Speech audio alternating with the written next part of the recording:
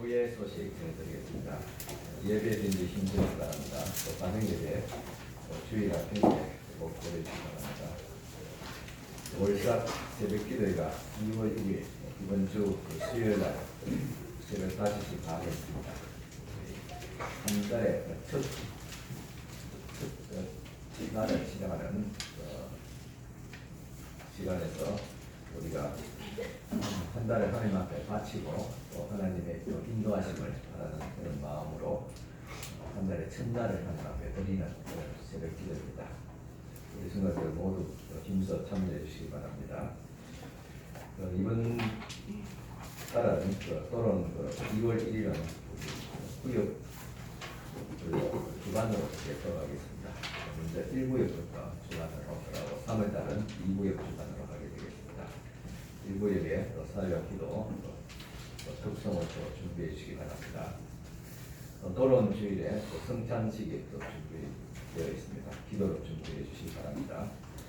또 성경 읽기에 많이 참여해 주시고 오늘 모이는 각 성교별로 모임이 있습니다. 성교별로 각 장소에서 모여주시기 바랍니다. 같이 예배 마치면 전심 및 김밥으로 준비되어 있습니다. 김밥을 받아가시고 각 성교별로 같이 또 나누시고 또 모임을 가지시기 바랍니다. 성교별 모임 가실 때 예배 순서가 있습니다. 예배 순서 또 같이 함께 나눌 말씀이 있습니다. 이 말씀대로 성교회장이 또 인도해 주시기를 바랍니다. 예배와 또 회의와 그리고 친교 이렇게 모임을 꼭 가져주시기를 바랍니다. 그리고 예배를 위한 중보 기도가 다음 주부터 시작되게 되겠습니다.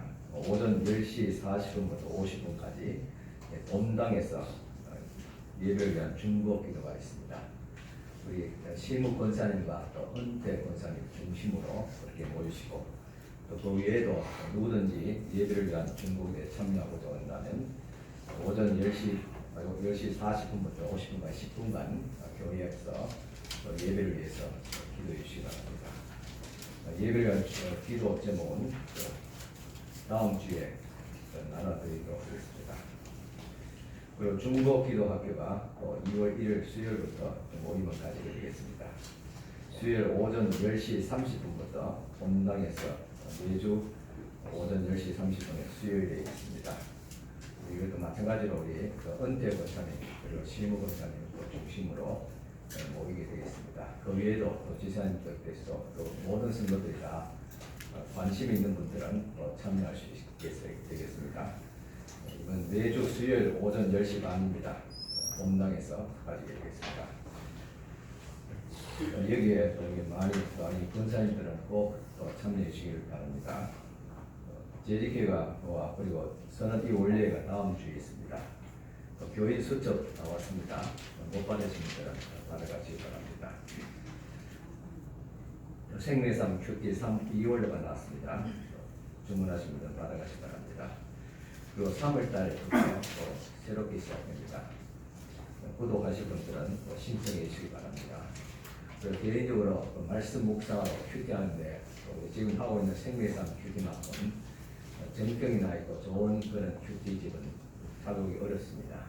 그래서 하시는 분 계속 참여해 주시고 또 함께 또 이 큐티에 참여하고자 하는 분들은 새롭게 또 주문해 주시기를 바랍니다. 또 기부원 납입 전문서를 발급하고 있습니다. 또 중식 김밥으로도 준비되어 있습니다. 나가시면서 받아가시기 바랍니다. 또 기도 제목 계속 기도해 주시기 바랍니다. 2월달 예배당 환경봉사는 김태석 권사님께서 해주시겠습니다. 교회 소식 이상입니다. 그리고 예배 후에 우리 임시당에 좀 가지겠습니다. 장로들께서는 본당에 남아주시기를 바랍니다. 교회 소식 이상입니다. 이모 장로께서 기도하심으로 예배를 드리겠습니다. 사랑과 은혜가 풍성하신 하나님 아버지, 하나님을 예배하여 복된 자리에 불러주심을 감사드립니다. 우리들의 고요명기된 설날 동안 쉼을 허락하시고 오가는 길도 안전하게 지켜 보호하여 주시고 이를 마지막 주일 예배 자리에 참석할 수 있게 허락하신 주님께 영광과 찬양을 드립니다. 정말 견디기 힘든 차가운 날씨 속에서도 주님의 은혜로 한 주간도 잘 지내게 하시고 오늘 드려지는 예배를 통하여 구원의 확신을 가지게 하시옵소서. 하나님의 은혜를 사모하며 나와 싸우니 말씀의 은혜 받고 하나님 말씀 따라 살아갈 때에 하나님께서 내려주시는 크신 복을 허락하여 주시옵소서. 사랑의 주님, 우리가 이 세상 살아갈 동안 항상 감사한 마음으로, 고마운 마음으로, 즐거운 마음으로, 행복한 마음으로, 항상 기쁨이 가득 찬 마음으로 살아가게 하시고 오늘도 살아있음에 감사하게 하옵소서. 사랑의 주님, 우리 문물 제일교회를 지켜 보호하여 주시옵소서. 다시 한번 부흥의 기회를 주시고 한 마음 한 뜻으로 하나님께 예배하는 영광스러운 성도, 예수님을 닮는 행복한 성도, 성령의 능력으로 복음을 전하는 성도, 그리하여 반드시 하나님의 뜻을 이루어지는 아름다운 교회 되게 하시옵소서. 오늘 하나님 말씀을 증거하실 목사님, 우리 주님께서 붙들어 주시고 말씀에 능력을 주셔서 그 말씀에 온 성도님들이 아멘으로 화답하게 하시며 순종할 수 있는 믿음을 허락하여 주시옵소서. 목사님의 건강과 가정에 항상 편안함을 주시옵소서. 찬양으로 영광을 돌리는 찬양대의 찬양을 우리 주님 받아주시고 그 찬양 소리에 우리 성도님들이 마음의 문을 활짝 열게 하여 주시고 이 모양 저 모양으로 수고하시는 우리 성도님들의 수고를 우리 주님 축복하여 주시옵소서. 지금도 살아계셔서 우리들을 지켜 보호하시는 우리 주 예수 그리스도의 이름으로 기도하옵나이다. 아멘.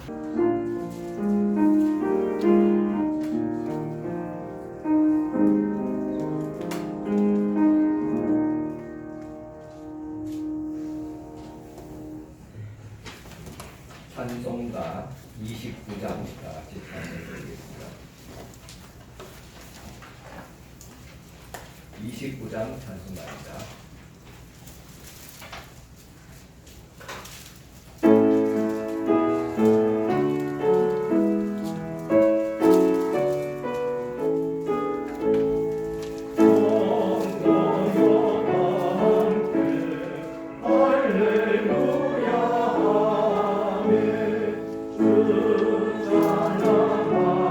할렐루야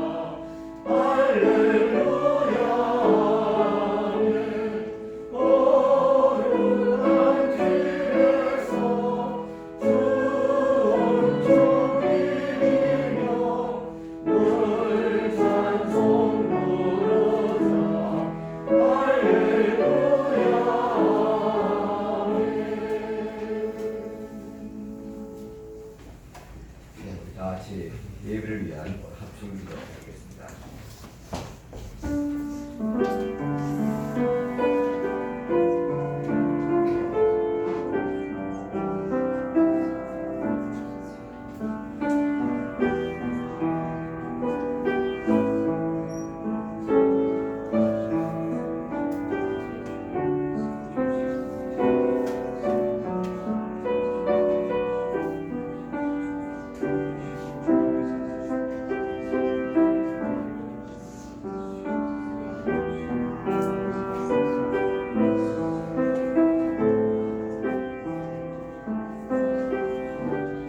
하나님 아버지 감사합니다. 오늘도 주님 앞에 사모하는 마음과 더불어서 먼저 회개하는 마음으로 나아갑니다. 한 주간도 주님 보시기에 아름답지 못한 언어와 그리고 행실을 주님 앞에 고백하오니 용서하여 주시고 또 때론 고난 가운데서도 믿음 없이 또 흔들렸음을 주님 앞에 또 나약한 저희들의 모습을 주님 앞에 드립니다. 주님께서 긍휼이시고 은혜를 베풀어 주시옵기를 원합니다. 우리 마음으로 또 입술로 주님 앞에 범죄하기를 원치 않습니다. 주님께서 도와주시고 하나님의 사람으로 또 거룩한 주님의 자녀로 살아갈 수 있도록 주님 도와주시옵소서. 이 시간도 하나님의 은혜를 사모하며 또 주님 앞에 나왔습니다. 주님 주시는 말씀에 깨달음이 있게 하시고 또 순종함이 있게 하여 주시옵소서. 예수님 은혜로 이 시간도 우리의 몸과 마음과 심령이 또 새로워지게 역사하여 주시옵소서. 또 주님 앞에 귀한 예물 올려드립니다. 11조 예물 드린 성결도 있습니다. 이 성결들을 기억하여 주옵시고 축복하여 주시옵기를 원합니다. 제 것을 주님 앞에 드렸음에 모든 물질 생활이 또 거룩함이 온전케 하시고 손실이 없도록 하시고 또 넘치는 물질의 축복까지 더하여 주시옵소서. 주님 앞에 감사하며 범사에 감사드리며 영육간에 강건하기를 주님 앞에 또 기도드립니다. 범사에 감사하며 새해도 가족의 건강을 지켜주시길 바라며 하나님의 또 이끄심에도 감사하며 한 주간도 주님의 사랑과 은혜 가운데 살게 하심에도 감사합니다. 또 범사에도 감사드리며 또 주님의 은혜에도 감사합니다. 또 주님의 은혜 감사하며 주님을 떠났던 조카들이 다시 주님께로 돌아오게 하여 주시기를 바라며 기도드립니다. 또 주님의 은혜에도 감사하며 주님의 은혜에도 감사합니다. 하나님의 은혜 감사하며 한 주간도 지켜주시는 은혜 감사하며 또 하나님 앞에 또 감사의 귀한 또 예물들을 또 바쳐드립니다. 이 성결들을 주께서 기억하여 주시고 축복하여 주시고 주님 앞에 기도한 대로 또 소원한 대로 주 안에서 다 이루어지게 하여 주시옵기를 원합니다. 또 주님 앞에 주의 헌금을 드리며 성교 구제 장학금 소리를 드립니다. 이 모든 아름다운 향기로운 예물을 기쁘게 받아 주시옵소서. 예수님 이름으로 축복하며 기도드리옵나이다. 이제 우리 시온 찬양에 모셔서 찬양을 드리겠습니다. Oh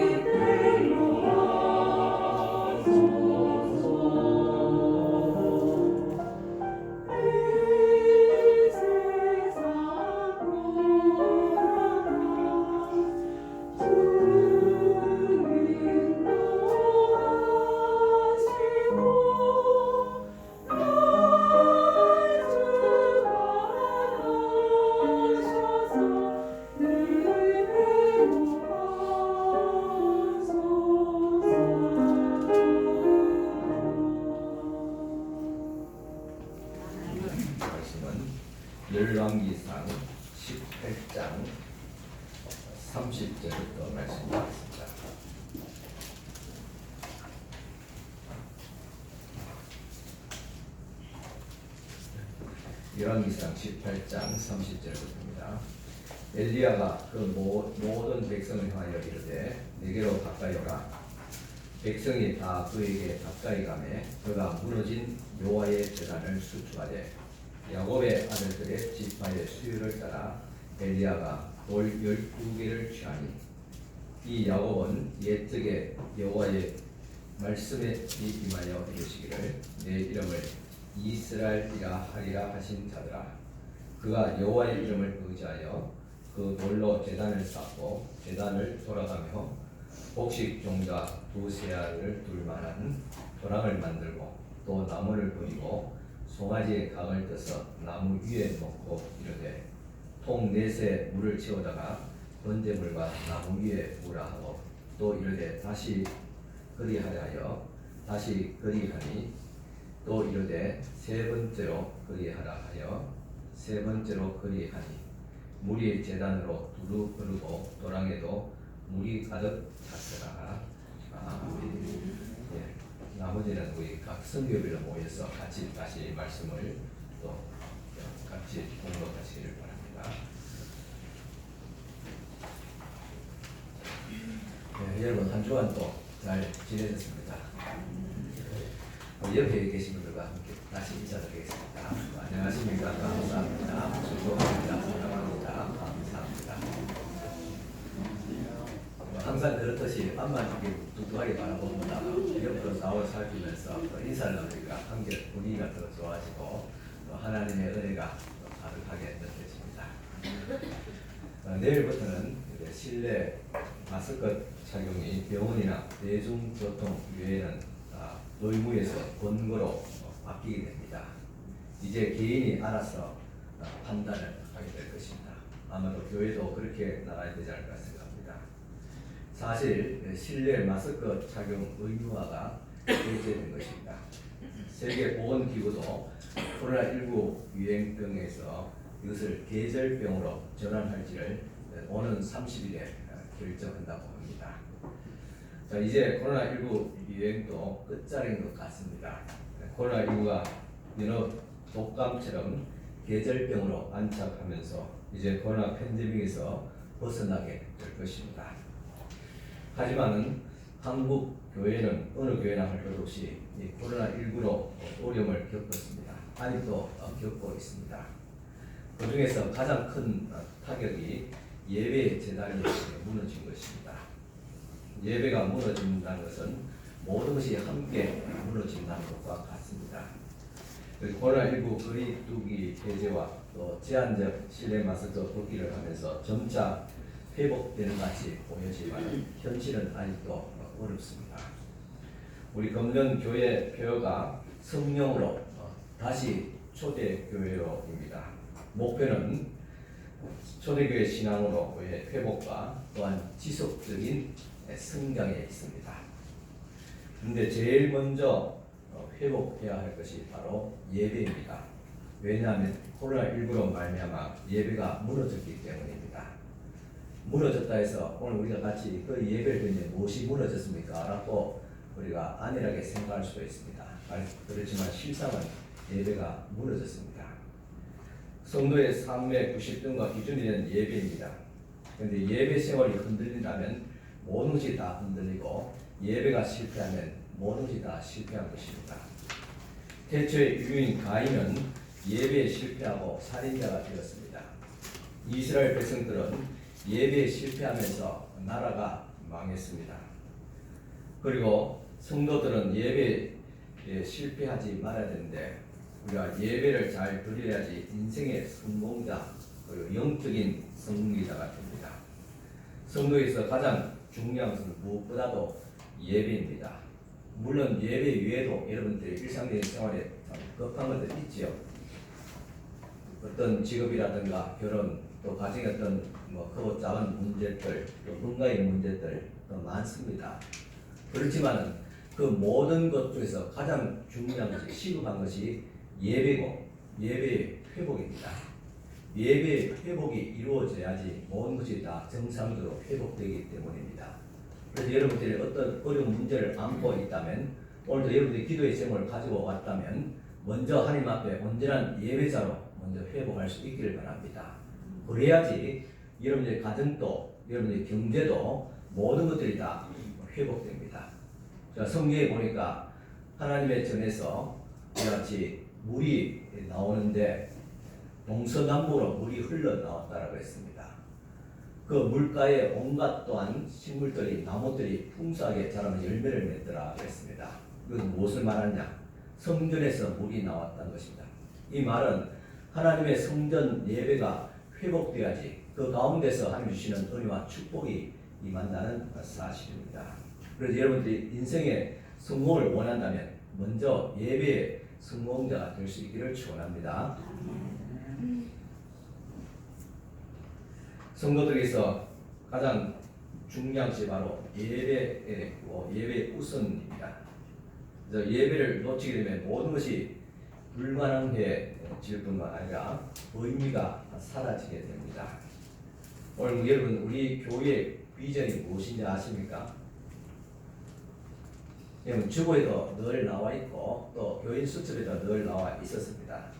그래서 여러분들 잘 모르신 것 같아서 좀 묻는 분도 있는 것 같아서 건전부터는 아예 성전 오른편에 있게 쓰여 놓았습니다. 우리 교회의 비전은 저의 목회 철학이자 방향이기도 합니다. 첫 번째가 하나님께 예배하는 영광스러운 성도가 되게 되는 것. 둘째는 예수님을 닮은 행복한 성도가 되게 하는 것입니다. 세 번째는 성령의 능력으로 복음을 전하는 성도입니다. 이 세 가지 우리의 어떤 교회의 목표와 또 방향과 여러분들의 삶의 의미와 목표까지도 여기 세 가운데 다 포함되어 있습니다. 그 중에서 첫 번째 비전이 하나님께 예배하는 영광스러운 성도가 되게 하는 것이다. 그렇습니다. 이는 하나님께서 우리를 만드신 이유이기도 하고 그리고 인간이 왜 살아야 되느냐 인간의 삶의 목적이기도 합니다. 여기에 온 세상 철학자들이 해답을 얻지 못하는 정답이 있습니다. 인간의 첫 번째 된 목적이 무엇이냐? 하나님께 예배하기 위해서입니다. 요리문답 1번에 보면 사람의 제일 되는 목적이 무엇입니까? 라고 물었을 때 하나님을 영화롭게 하고 영원토록 그를 절구하는 것이다. 그렇습니다. 하나님을 어떻게 영화롭게 하고 그분을 어떻게 영원토록 절구할 수 있습니까? 구체적으로 예배를 통해서 할 수 있습니다. 창세기 4장 4절 보면 아벨은 자기도 양의 첫 새끼와 그 기름으로 드렸더니 여호와께서 아벨과 그의 제물을 받으셨으나 하겠습니다. 아담의 아들 아벨이 하나님 앞에 예배를 드렸더라. 하나님께서 그 예배를 기쁘게 받으셨더라 하고 있습니다. 창세기 8장 20절입니다. 노아가 여호와께 제단을 쌓고 모든 정결한 짐승과 모든 정결한 새 중에서 제물을 취하여 번제로 제단에 드렸더니 했습니다.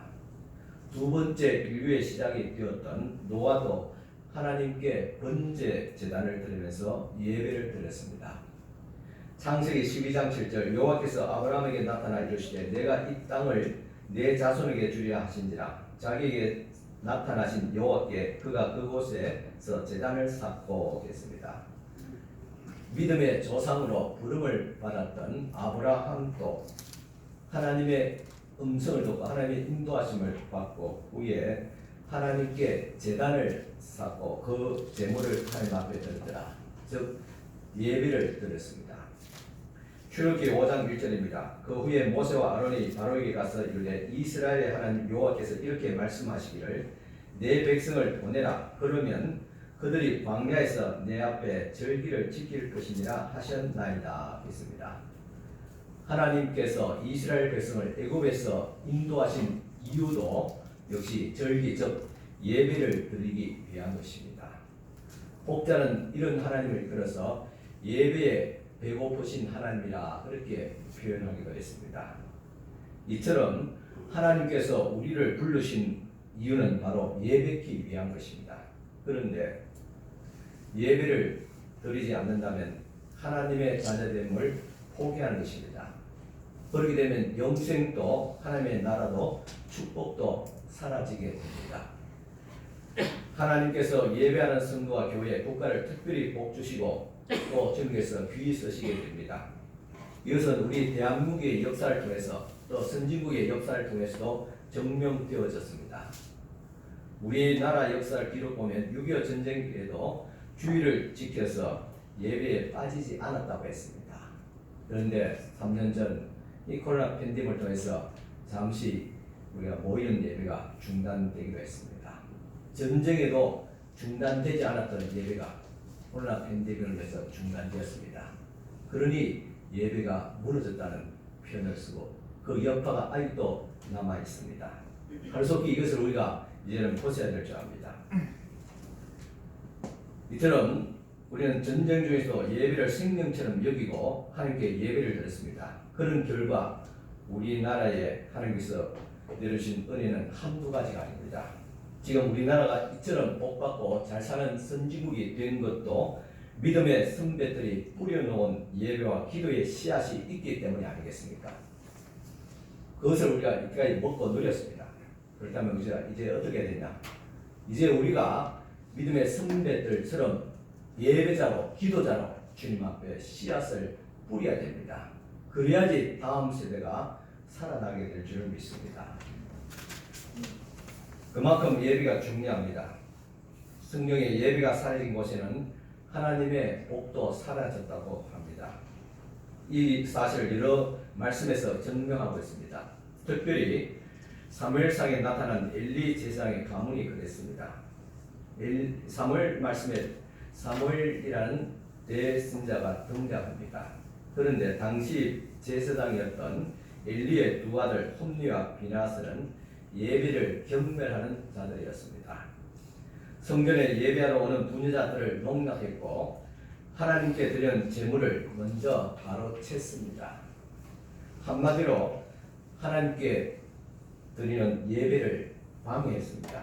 요즘 말로 말하자면 목사의 자식이 망나니 같아서 아버지 목회를 방해하는 망치는 그런 예와도 같습니다. 이는 예배를 방해하는 것은 예배를 받으시는 하나님을 농락하는 것입니다. 그런데 아버지 엘리 제사장은 이런 자식을 엄히 다스리지 못했습니다. 이를 성경은 하나님보다도 자식을 더 중하게 여겼다 그렇게 표현합니다. 그래서 블레셋과의 전쟁에서 법궤가 빼앗겨지고 그리고 법궤를 짓고 있던 두 아들이 죽게 됩니다. 아버지 엘리 제사장은 이 소식을 듣고 의자에서 넘어져서 목이 부러져서 죽었더라고 기록하고 있습니다. 한마디로 온 가족이 몰락한 것입니다. 이것은 예배를 중요하게 여기지 않는 결과였던 것입니다. 그렇다면 이것이 비단 제사장 엘리 제사장의 가정의 문제입니까? 오늘날 말하면 목회자의 가정의 문제입니까? 당시 엘리 제사장의 가정이 무너졌다는 것은 이스라엘이 무너졌다는 것을 상징적으로 말하고 있습니다. 이스라엘 백성들이 블레셋과의 전쟁에서 법궤를 앞세웠습니다. 예전 같으면 하나님의 말씀을 앞세워가니까 전쟁에서 백전백승했습니다. 그런데 법궤를 가지고 나왔지만은 그럼에도 불구하고 블레셋에게 패하게 됩니다. 이것은 이스라엘 백성 전체가 예배가 무너졌다는 것을 의미하고 있습니다. 성경은 이 시대를 보면서 이렇게 말합니다. 사무엘상 2장 30절에 나를 존중히 여기는 자를 내가 존중히 여기고 나를 멸시하는 자를 내가 경멸하리라 했습니다. 하나님을 존중히 여기는 자는 누굽니까? 예배를 귀하게 여기는 자입니다. 그런 자를 하나님께서도 존중히 여기고 축복하시고 사용하십니다. 하나님을 경멸한 자가 누굽니까? 예배를 소홀히 여기는 자입니다. 그리고 방해하는 자입니다. 그런 자를 하나님께서도 경멸한다고 했습니다. 예배를 잘 드리는 사람은 하나님을 존중히 여기는 자입니다. 하나님은 예배한 자를 축복하십니다. 아브라함은 이사하는 곳마다 제단을 쌓고 예배했습니다. 야곱도 마찬가지로 가는 곳마다 예배했습니다. 솔로몬도 1000번제를 통해서 하나님의 큰 은혜와 복을 받았습니다. 예배를 소중히 여기는 다윗도 하나님의 은혜와 복을 받은 사람입니다. 본문에 보면 당시 이스라엘 백성들은 예배 제단이 무너진 상태였습니다. 아합 왕은 이시벨을 왕비로 삼았습니다. 이시벨은 세속적인 가치관을 가지고 있는 여성을 대표합니다. 그는 시돈 왕의 딸이었습니다. 당시 시돈 왕은 왕이자 또한 바알 제사장을 겸직하고 있었습니다. 이런 세속적인 가치관을 가지고 있는 여자를 왕비로 삼았으니까 그 가정에서 온전히 하나님을 섬길 수가 없었습니다. 더 나아가서 국교가 바뀌게 된 것입니다. 즉 나라가 하나님을 섬기는 자 아니라 바알을 섬기게 되었습니다. 그 나라가 어떻게 되겠습니까? 당시 활동했던 선자는 엘리야입니다. 이 엘리야가 하나님의 말씀을 계속 선포하고 경고합니다. 그러자 아합과 이세벨은 이 엘리야가 눈의 가시와 같은 존재였습니다. 그래서 아합과 이세벨이 하나님의 선자를 다 멸하고자 할 때 특히 엘리야를 잡아먹지 못해서 안달이 나 있었습니다. 엘리야는 아합 왕 앞에 나아갑니다. 그때 엘리야는 바알이 진짜 신인지 하나님의 진짜 신인지 구별하는 내기를 하자고 제안합니다. 그래서 갈멜산에서 누구의 하나님이 참 하나님인지를 얘기를 하게 됩니다. 긴장되는 순간이었습니다. 먼저 바알 신자들이 난리를 칩니다. 소리 지르고 벌쩍벌쩍 뛰기도 하고 제단 주위에 돌면서 이상한 행동을 하면서 바알을 부르게 됩니다. 저녁까지 소리를 쳤습니다. 열왕기상 18장 29절에 보면 미친 듯이 떠들며 했습니다. 그래도 바알은 아무런 응답이 없습니다. 반응이 없는 것이 무슨 뜻입니까? 바알은 신이 아니라는 것을 증명된 것입니다. 바알은 존재하지 않는 신으로서 사람들은 헛상을 신으로 믿고 있다는 사실입니다. 바알 승자 다음에 엘리야 승자 차례였습니다. 엘리야는 영적 승리를 위해서 단계별로 영적 싸움을 하게 됩니다. 엘리야는 예배를 통해서 영적 싸움을 했습니다. 그러면 어떻게 예배하는 것이 영적 싸움에서 승리를 얻고 또 축복하는 길인가를 보게 됩니다. 첫 번째로 엘리야는 무너진 제단을 수축했습니다. 열왕기상 18장 30절에 보면 엘리야가 모든 백성을 향해 이르되 내게로 가까이 오라. 백성이 다 그에게 가까이 가매 그가 무너진 여호와의 제단을 수축하되 했습니다. 여기서 먼저 무너진 여호와의 제단, 여기서 제단이 무너졌다, 예배가 무너졌다는 것을 의미하고 있습니다. 하나님께 예배할 백성들이 하나님께 예배하지 않고 왕과 모든 백성이 바알 신을 예배했습니다. 그런데 여기서 우리가 의문스러운 것은 백성들이 왕이 바알을 섬기라 해서 맹목적으로 다 섬겼겠습니까? 예나 지금이나 왕이 잘못된 그릇된 길로 갈 때 대통령이든 수상이든 왕이든 백성들의 분기가 있습니다. 그에 대해서 저항이 있습니다.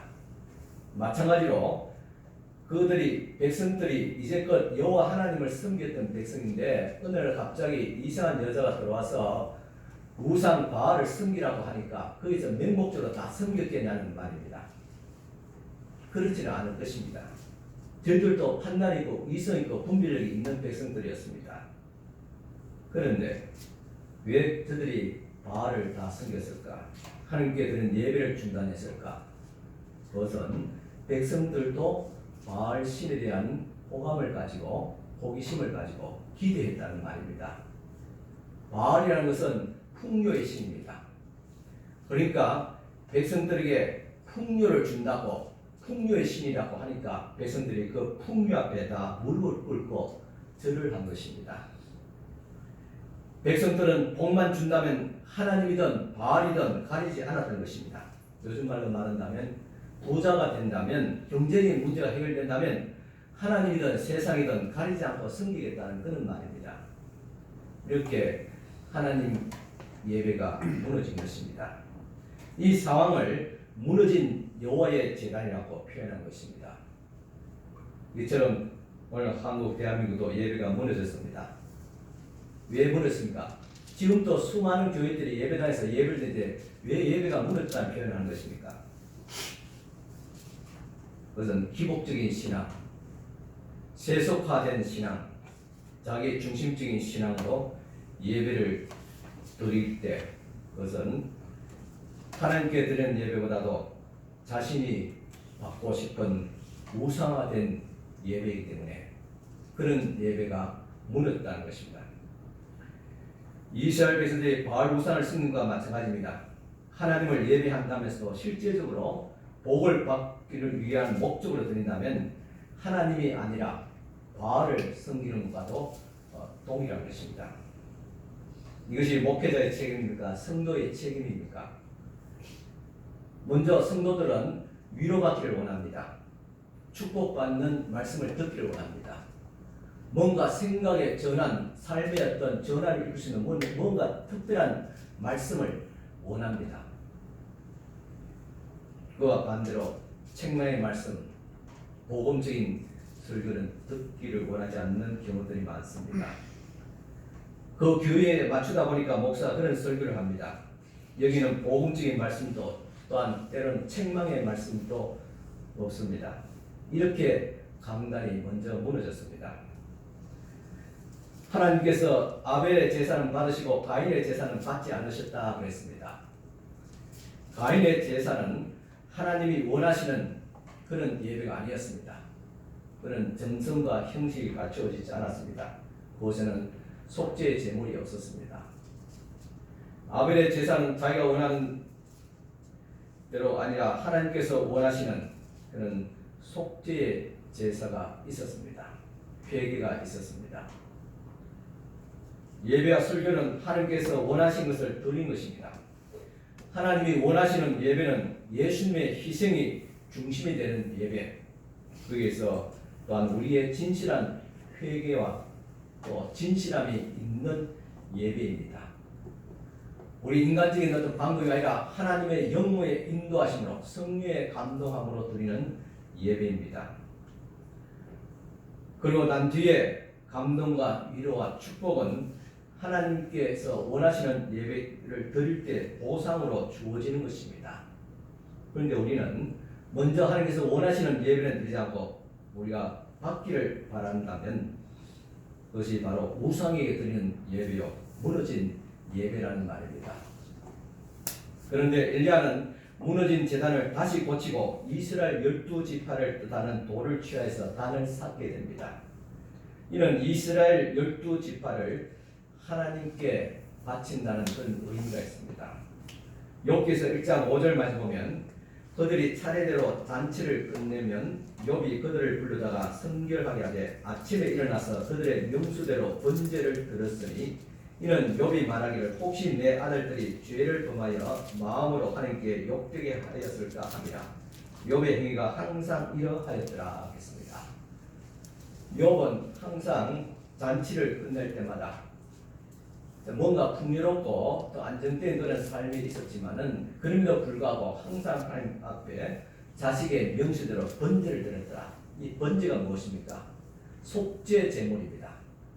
즉 혹시라도 자식들이 하나님 앞에 범죄하였을까봐 그것을 속하는 제물을 하나님 앞에 항상 드렸더라 그랬습니다. 이처럼 엘리야가 무너진 12개의 돌을 다시 쌓은 것은 범죄한 이스라엘 12지파를 위한 속죄 제단을 다시 쌓은 것입니다. 그런데 없었던 제단을 만든 것이 아니라 이미 있었던 무너진 것을 다시 쌓았던 것입니다. 다시 고쳐 세웠습니다. 갈멜산의 예배가 그리했습니다. 오늘 우리의 예배가 무너졌다 할 때 없는 것을 다시 쌓자는 말이 아닙니다. 다시 주님 앞에 온전한 예배를 드려야 한다는 것입니다.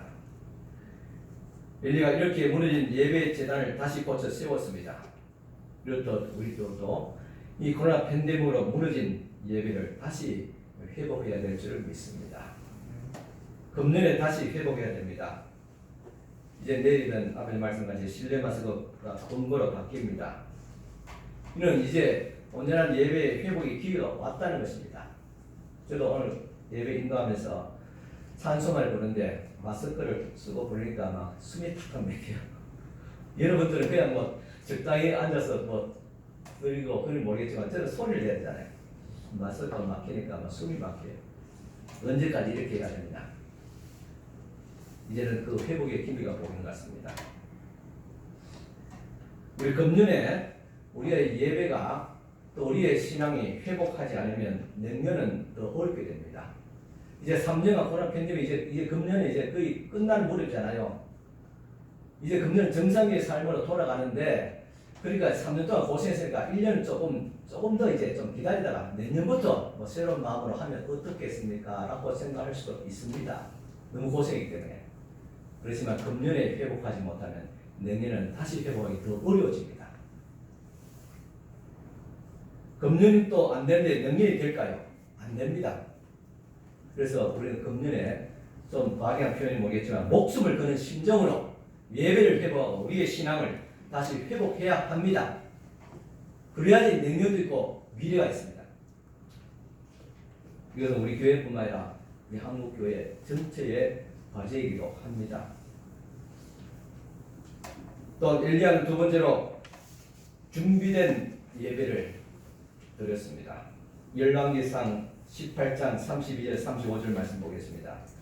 그가 여호와의 이름을 의지하여 그 돌로 제단을 쌓고 제단을 돌아가면서 곡식 종자 두세 알을 둘만한 도랑을 만들고 또 나무를 버리고 송아지 각을 떠서 나무 위에 놓고 이르되 통 넷에 물을 채워다가 번제물과 나무 위에 부으라 하고 또 이르되 다시 그리하라 하여 다시 그리하니 또 이르되 세 번째로 그리하라 하여 세 번째로 그리하니 물이 제단으로 두루 흐르고 도랑에도 물이 가득 찼더라 하겠습니다.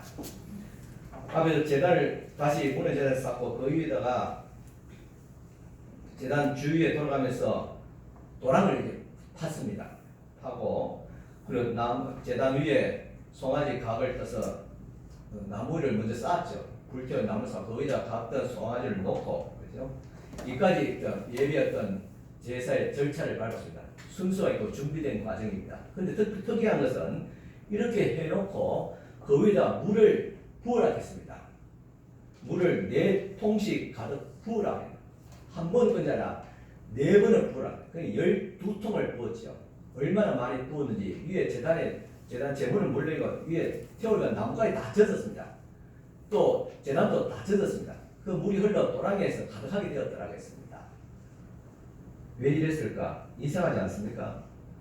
지금 엘리야가 바알 선지자들과 대항하는데 무슨 대항입니까? 제물을 쌓아놓고 하늘에서 불이 떨어지나 안 떨어지나 제물을 태우나 안 태우나 그것을 증명하자는 그런 대결입니다.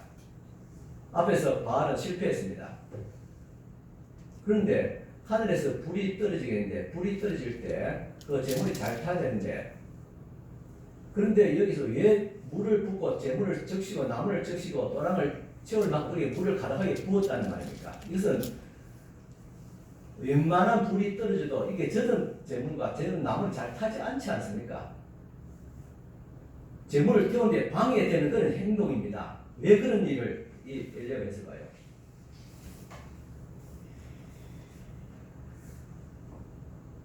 참 이 어려운 과정들을 다 마쳤습니다. 준비를 했습니다. 믿음의 준비, 응답 받을 것을 알고 준비했습니다. 내가 할 수 있는 모든 분량만큼 다 했습니다. 그런데 우리는 참 이 과정들을 살펴보면서 왜 그랬을까?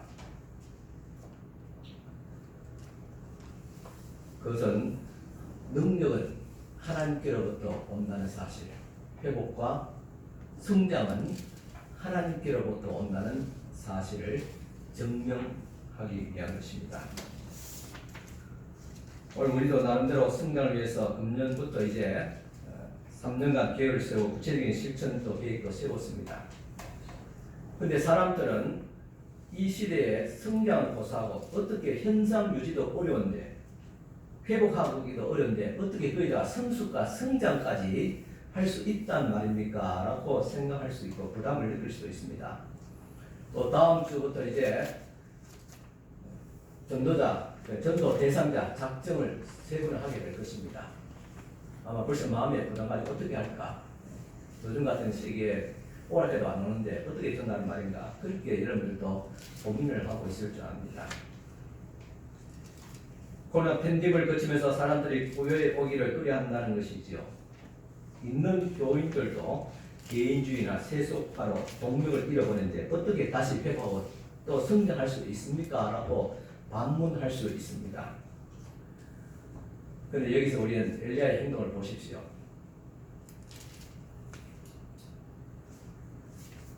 엘리야의 행동은 불이 떨어진 것을, 재물이 붙는 것을 반하는 그런 행동이었습니다.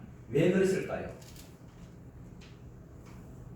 하나님의 능력은 사람의 손에서 오는 것이 아니라 사람이 인간 조심할 때 이것이 최악이다, 이제는 더 이상 할 수 없다고 할 때 하나님께서 움직여 역사하신다는 사실입니다. 부흥은 우리가 준비된 것, 물론 준비 중요합니다. 그러나 준비보다 더 중요한 것은 하나님의 개입이고 하나님의 역사입니다.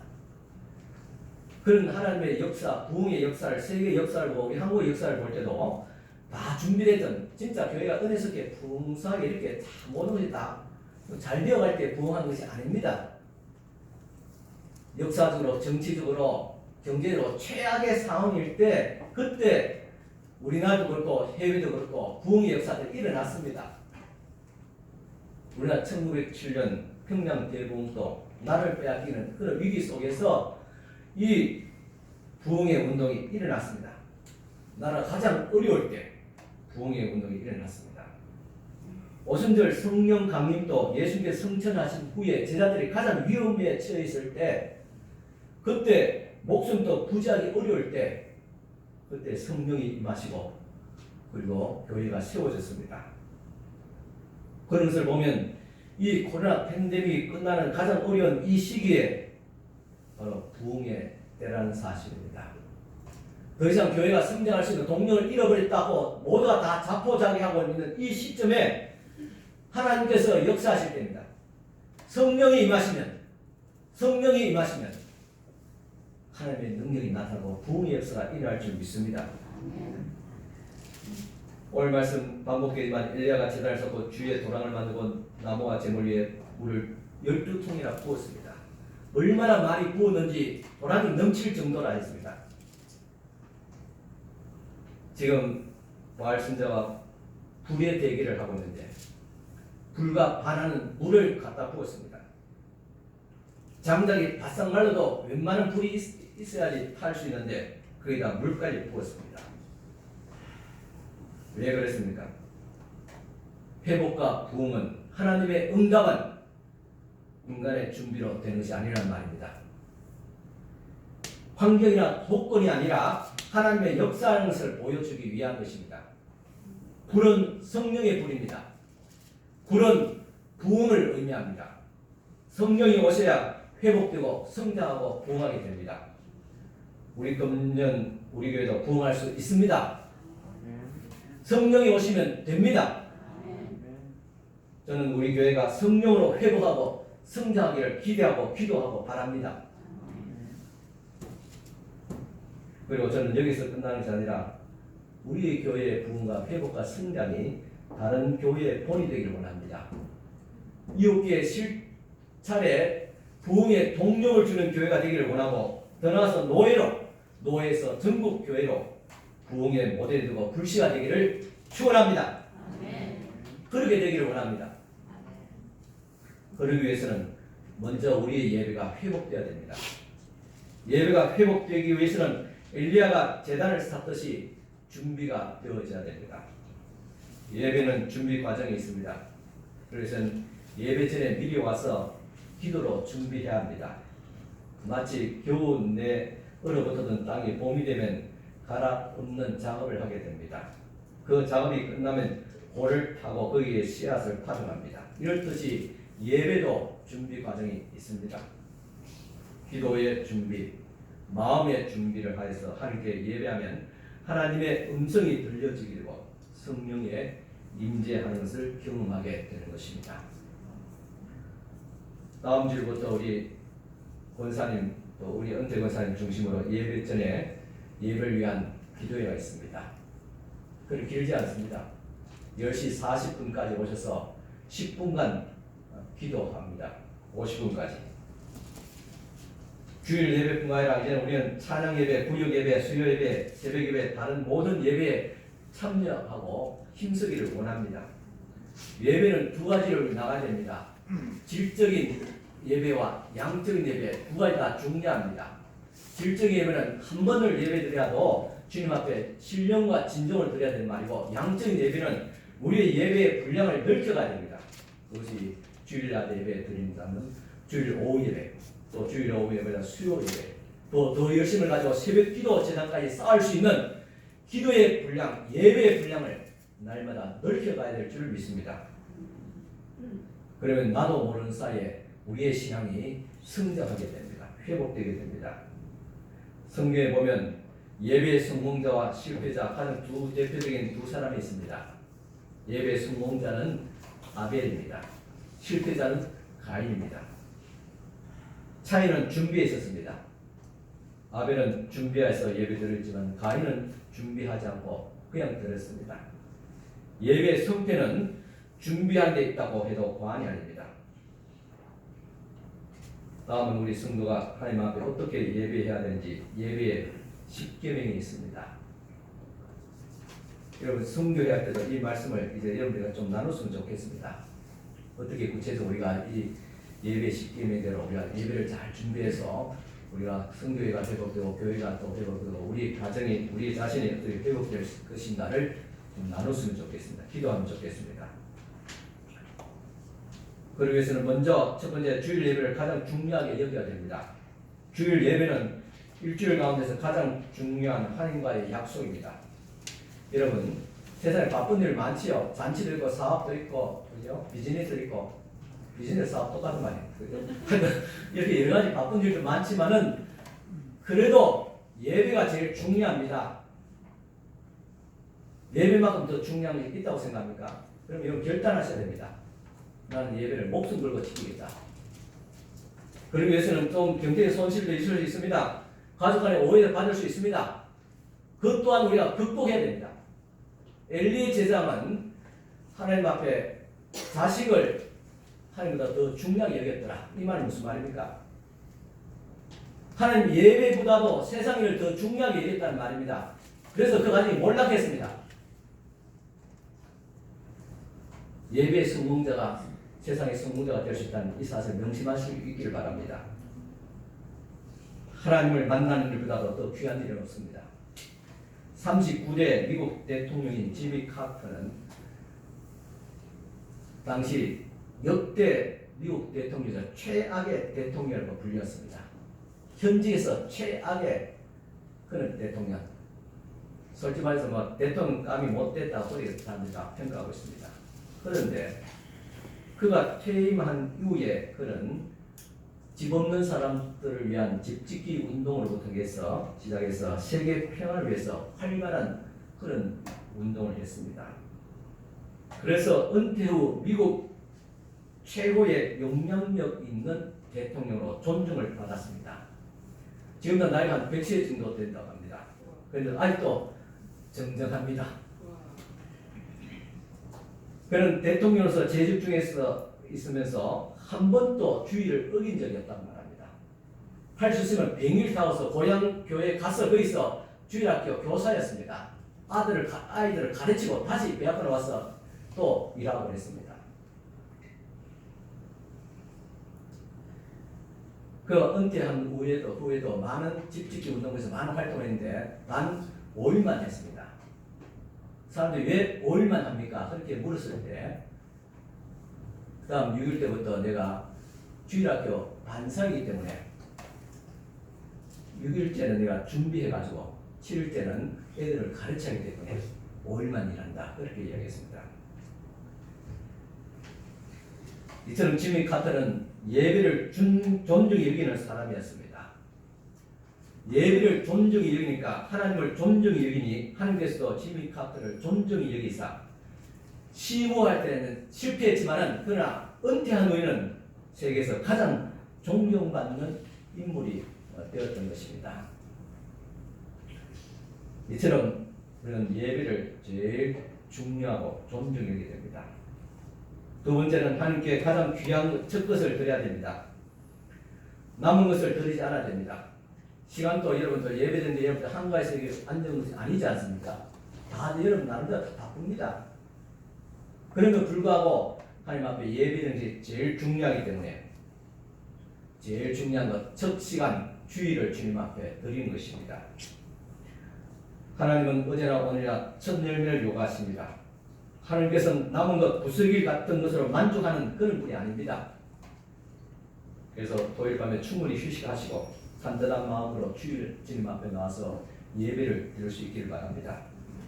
첫 것은 세 가지 있다고 말씀드렸습니다. 시간의 첫 것은 주일입니다.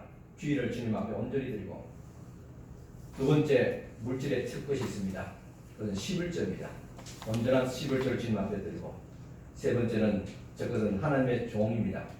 주의 종과 협력해서 하나님의 교회를 위해서 섬기는 그런 마음, 이 세 가지를 우리가 잘 범하지 않고 지켜야지 축복된 그런 믿음, 삶을 누릴 수 있습니다. 또 마음으로 준비하고 정한 시간에 예배를 드려야 됩니다. 예배 시간에 늦어서 달려가는 것은 깊은 묵상의 장기보다는 예배를 어지럽게 만듭니다. 그래서 예배 드리기 전에 적어도 10분 전에는 와서 예배를 준비할 수 있기를 바랍니다. 또 성경을 지참할 수 있기를 바랍니다. 어떤 분은 우리 교회 자막 이렇게 시스템이 되어 있습니다. 왜 성경에 우리가 자막을 보여주지 않습니까? 그렇게 말씀하신 분도 있습니다. 또 필요한 분들도 있는 줄 알고 있습니다. 그렇지만 이번 자막 띄우기 시작하면 어떻게 됩니까? 성경 안 갖고 옵니다. 불편해서 귀찮아서. 여러분, 그래도 성경을 들고 오는 예배와 그냥 맨손으로 오는 예배 자세가 다릅니다. 마음가짐이 다릅니다. 때로 어떤 분들은 내 몸조차도 가누지 못해서 겨우 오는 분들은 성경을 가지고 올 수 없는 분들, 그런 분들 이해합니다. 그렇지만 적어도 장바구니 들 수 있는 건강 된다면 하나님 앞에 성경책은 갖고 와야지요. 자기가 마음의 정성입니다. 입을 열어 찬송해야 됩니다. 찬송을 해도 안 해도 한 건 아닙니다. 지금 찬송하고 싶어도 마스크 때문에 숨이 탁탁 막혀서 잘 못합니다. 이제 벗기를 바랍니다. 그런 기회가 왔습니다. 뿐만 아니라 성경을 함께 읽고자 할 때는 함께 같이 읽을 수 있기를 바랍니다.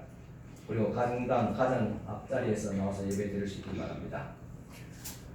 보면 우리 지금 이 상태에서는 어느 정도 자리에 앉아도 다 자리가 됩니다.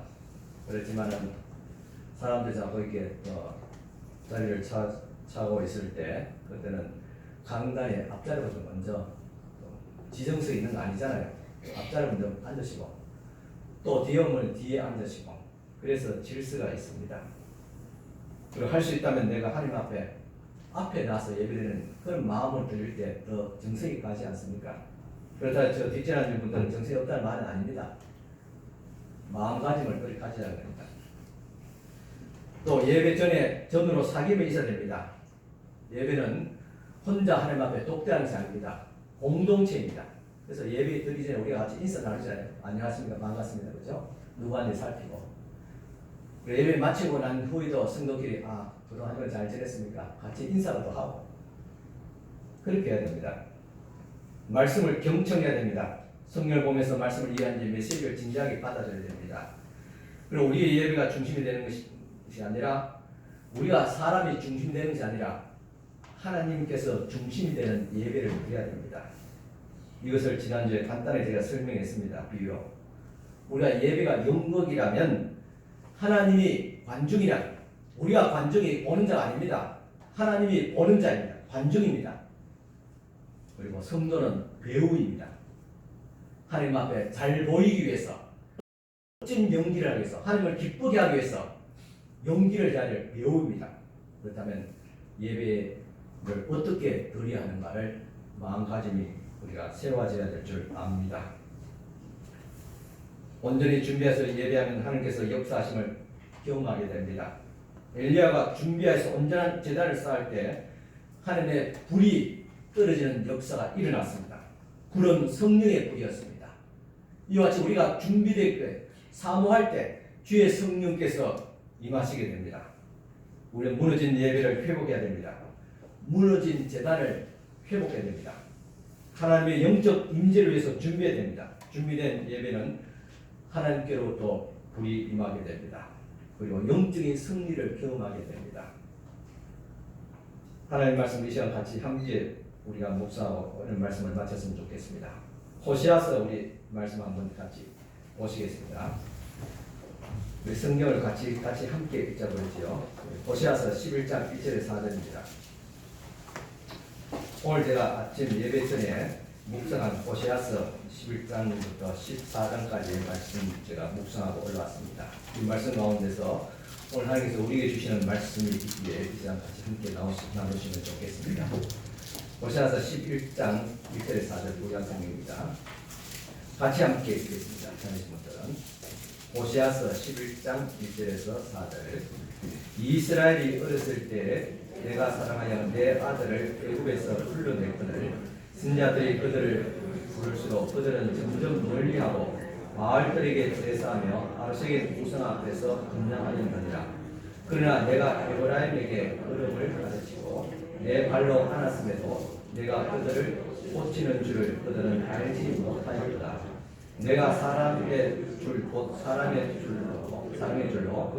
그들을 이끌었고 그들에게 대하여 그 목에서 멍에를 벗기는 자 같이 되었으며 그들 앞에 먹을 것을 두었노라. 아멘. 호시아서는 하나님 앞에 우상을 섬기고 세상 나라를 의지했던 세속화된 이스라엘이 망했습니다. 포로 붙잡고 나라는 다 초토화되었습니다. 그런 가운데서 하나님 주시는 말씀이었습니다.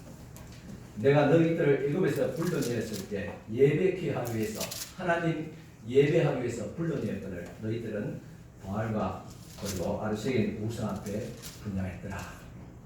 하나님 예배가 아니라 우상 예배를 드렸더라. 예배가 세속화되어지고 개인주의가 되었다는 말입니다. 그래서 망했는데 그럼에도 불구하고 하나님께서는 내가 너희를 걸음을 가르치고 내 팔로 너를 안았다. 너를 고치는 역사를 지금 하고 있는데 너희들은 지금도 그 사실을 알지 못하였도다 했습니다. 내가 사랑의 줄로 너희들을 이끌고 그리고 너 목에서 이제는 멍에를 벗기는 자 같이 되며 너희들 앞에 먹을 것을 두었노라. 신령한 양식을 두었노라 하겠습니다. 오늘 이 시간 이 시대에 주시는 하나님의 음성을 좀 있습니다.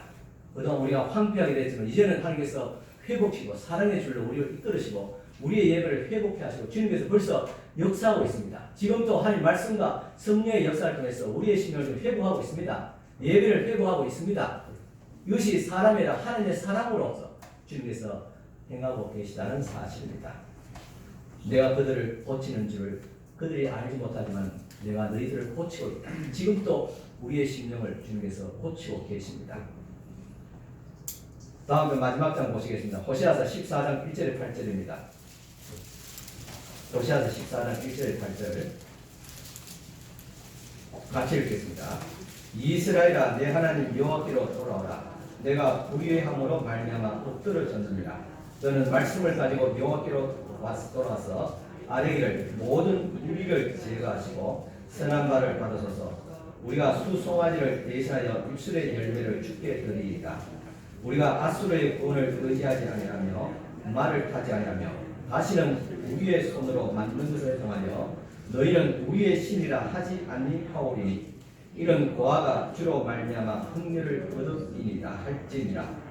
내가 그들의 반역을 고치고 기쁘게 그들을 사랑하리니 나의 진노가 그에게서 떠났음이니라. 내가 이스라엘에게 이슬과 같으니 그가 백합과 같이 피겠고 레바논 백합목 같이 뿌리가 박힐 것이다. 그의 가지는 퍼지며 그의 아름다움은 감람나무와 같고 그의 향기는 레바논 백합목과 같으리니 그 그늘 아래 거주하는 자가 돌아올지라.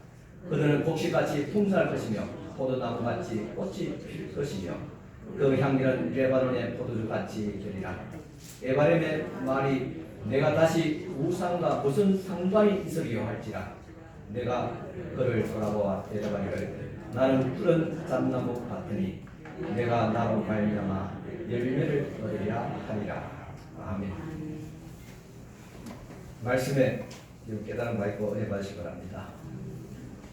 이제 여러분 우리의 예배가 새로워지고 달라져야 합니다. 변해야 됩니다. 하나님께서 이미 역사하고 계십니다. 무너진 예배를 회복하며 하나님의 놀라운 은혜와 역사를 경험하기를 간절히 축원합니다. 기도드리겠습니다. 하나님 아버지 감사합니다.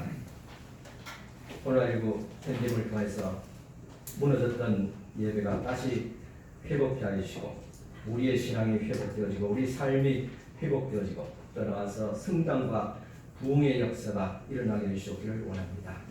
모든 것을 주님께서 행하시고 하나님의 뜻이면 아니 하나님께서 원하실 텐데 하나님께서 이 시간 또 성령으로 응답하여 주시옵소서.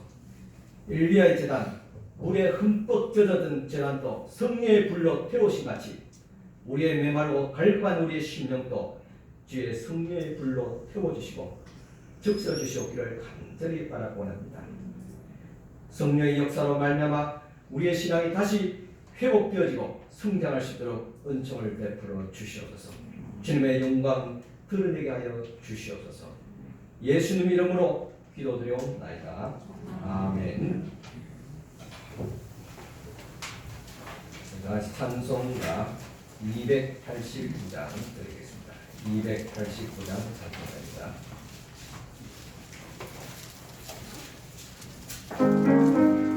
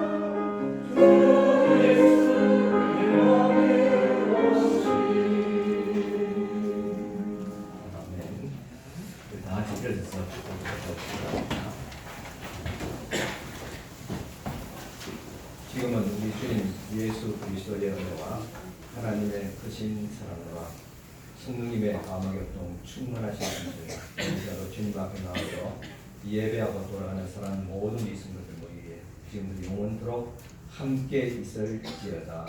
아멘.